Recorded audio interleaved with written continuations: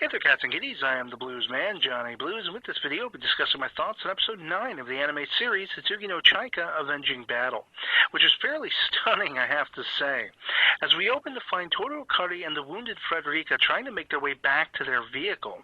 only to be confronted by the red Chaika briefly, who has come to find out where Chaika the White is, prompting Toru to warn her to be careful, even after she and David had already found the third in their party, Selma, had been attacked by Hartgen's armies, and the one and only of Arthur Gaz's remains they'd collected stolen by Hartgen. Toru is really up against it, though, in this episode, having to be forced to acquiesce to Hartgen's demand to turn over the remains Chaika the White had collected if they ever hoped to see her alive again. Which, of course, upon Toru's reluctantly deciding to do so, we find to have been no more than an opportunistic ruse at the hands of the Black Chaika. And with her debut to our heroes does the true spectacle begin, the rebirth of Arthur Gaz himself, though not entirely along the lines of my earlier speculations. Amidst this do we find that Gillette has been altogether healed by Zeta, as well as warned that a floating fortress is on its way, and that he and his crew are all that stands to potentially quell this now oncoming war before it can truly begin.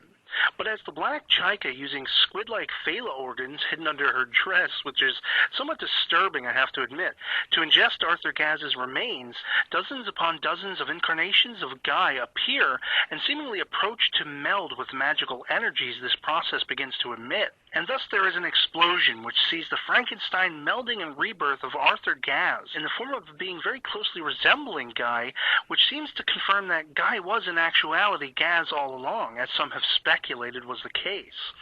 The tension truly mounts, though, as Gillette, Toru and Akari, as well as Chaika the White being held captive by Shin Akira, watch in horror as Gaz ages into adulthood and then accesses Neva's Gundo abilities, utilizing magic all the while without device or enchantment, and proceeds to first destroy the oncoming floating fortress that was sent by certain members of the Six Nations, but then he also calls down one shown as a satellite hanging in orbit as his new, air quotes, castle. All the while, White Chaika is being taunted by the partially dismembered Black Chaika that she is not the true Chaika, not even the manifestation and culmination of the magic process that being a Chaika solely amounts to. Chaika herself yet suffering horrific memories of her own beheading at the hands of Hartgen when he approaches her, who then himself is murdered at the hands of the newly born Arthur Gaz, and thus we're left hanging and must wait to see what hope these factions set against Arthur Gaz have in potentially defeating him and his malevolent purpose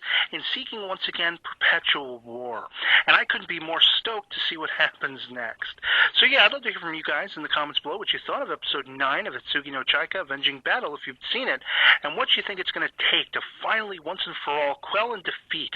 Arthur Gaz in his evil purpose. And so I hope you enjoyed the video, and that it finds you well. I'll catch y'all later. Peace.